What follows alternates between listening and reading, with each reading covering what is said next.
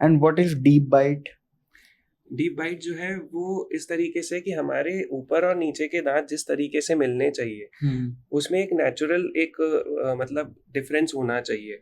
अगर ऊपर के दांत बहुत ही ज्यादा नीचे आ गए हैं तो उसे डीप बाइट बोलते हैं। ओवरलैप अच्छा। बहुत ज्यादा है, मोस्टली 2 mm का ओवरजेट, मतलब कि ऊपर के दांत 2 mm बाहर होने चाहिए और कम से कम 2 mm की ओवरबाइट भी होनी चाहिए। मतलब नीचे से आप सामने से देखेंगे तो नीचे के दांत कम से कम 2 से 3 mm विजिबल होने चाहिए। पर अगर मान लीजिए कि पेशेंट की डीप बाइट है, मतलब कि ऊपर के दांत बिल्कुल ही नीचे आ गए तो नीचे के दांत विजिबल ही नहीं होंगे, तो उसे डीप बाइट सिचुएशन बोलते हैं। तो उस सिचुएशन में क्या होता है, नीचे के दांत जो है वो ऊपर के दांतों के पीछे हिट कर रहे होते हैं। डीप बाइट है। अच्छा, तो इसका आज ही आप लोग जाके चेक करिएगा, अगर आपके ऊपर के दांत नीचे के जिंजिवा पे टच कर रहे हैं बाइट करते वक्त, that means you have a deep bite and you need correction. और the upper teeth are hitting the back surface of the gum of the मतलब जो lower teeth हैं वो ऊपर के पीछे वाले एरिया पे हिट कर रहे हैं। तो इससे क्या कॉज होता है, मतलब क्या प्रॉब्लम होती है? डीप बाइट है तो इससे बेटर है कि हमें इसको भी ठीक करना चाहिए। डीप बाइट में क्या होता है, जब कांस्टेंट एक आपका टच हो रहा है, ये दोनों दांत एक दूसरे से टच कर रहे हैं तो ये आपके एनामल को फ्रैक्चर कर रहा है धीरे धीरे। अच्छा। और ऐसे ही पीछे के दांत करेंगे तो ये एनामल धीरे धीरे फ्रैक्चर हो रहा है, धीरे धीरे सेंसिटिविटी बढ़ेगी, सेंसिटिविटी बढ़ेगी तो दांतों में प्रॉब्लम्स बढ़ेंगी। सो ये सब तो मेरे साथ हो रहा है। ठीक है, आता हूँ। Okay, so as you told us about stress, right? तो आजकल माइग्रेन की भी प्रॉब्लम है लोगों को, इस एरिया में पेन रहने लगता है, तो वो भी सेम फील्ड से है क्या? सो एज टोल्ड TMJ जो कि टेम्पोरोमैंडिबुलर जॉइंट का शॉर्ट फॉर्म है।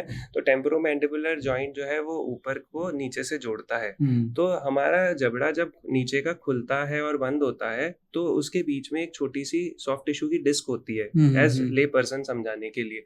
पर अगर मान लीजिए कि कभी कभार because of the stress and other things, या कभी कभार कोई ऑर्गेनिक प्रॉब्लम ही है किसी को बाय बर्थ या कोई फॉर सम रीजन, तो उसमें क्या है वो डिस्क जो है या तो उसकी पोजीशन सही नहीं है, तो उसमें क्या होता है कि नीचे का जबड़ा जो है, नीचे का पार्ट जो है हड्डी का, वो ऊपर की हड्डी से हिट करेगा। तो कभी कभार आपने देखा होगा, किसी से सुना भी होगा कि मुंह खोलते या बंद करते वक्त किसी के क्लिकिंग साउंड, मतलब एक आवाज आती है।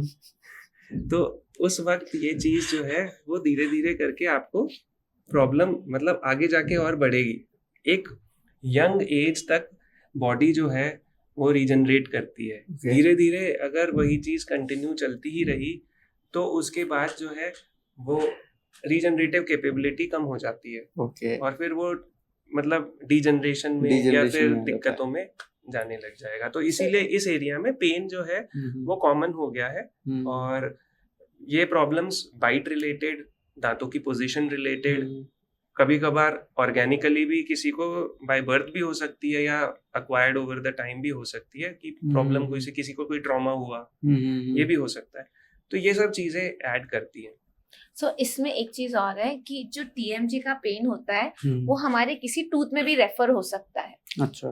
सो अगर हम डेंटिस्ट के पास जा रहे हैं और हमारे यहाँ इस एरिया में पेन है और हम डेंटिस्ट के पास जाके एक्सरे कराते हैं, उसमें कोई प्रॉब्लम नहीं होती तो उसमें कोई ट्रीटमेंट मत कराइए, सबसे पहले अपना TMJ चेक कराइए। अच्छा। कि हो सकता है उसका रेफर्ड पेन हो, क्योंकि मैंने केसेस देखे हैं जहाँ रूट कैनाल हो गया, टूथ एक्सट्रैक्ट हो गया तो भी वो पेन नहीं जाता, because that was not the root cause, that was the referred pain. तो अगर आपको दिख रहा है, आपका डेंटिस्ट कह रहा है कि मुझे तो कोई प्रॉब्लम दिख नहीं रही है आपके दांत में, तो वहीं रुक जाइए और या तो ऑर्थोडोंटिस्ट को दिखाइए या TMJ स्पेशलिस्ट को दिखाइए।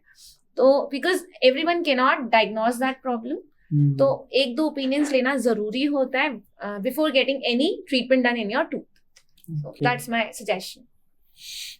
ये बचपन से आती रहती है आवाज, खाना खाते हैं तब भी आती है आवाज। बट अगर पेन नहीं है, हाँ पेन नहीं है तो बट वो एक पॉइंट तक होगा, बिकॉज अभी आप obviously in the young category आते हो, विद टाइम वो दिक्कत बढ़ सकती है।